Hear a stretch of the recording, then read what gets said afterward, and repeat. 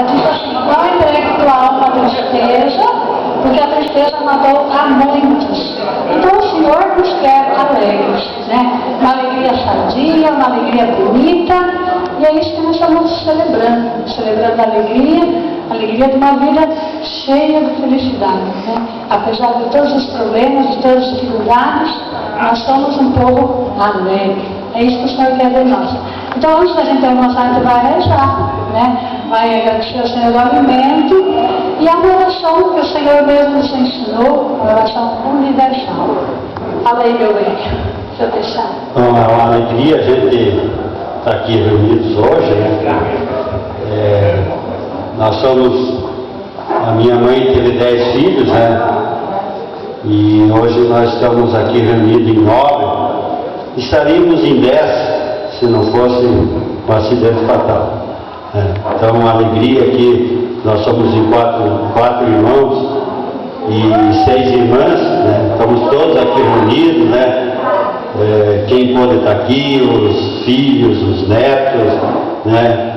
Os bisnetos e até, acho que tataraneto também, né? Estão aqui presentes, né? Prestigiando esse evento aqui da família Boniatti, né? Então, vamos, em primeiro lugar, agradecer a Deus por essa oportunidade, né? Porque se não fosse Ele, nós não estaríamos aqui. Vamos rezar o Pai Nosso, né? Agradecendo a Deus por essa oportunidade.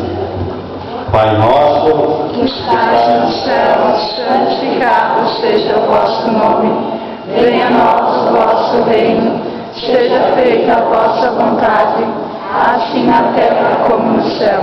O pão nosso de cada dia nos dai hoje. Perdoai as nossas ofensas, assim como nós perdoamos a quem nos tem ofendido.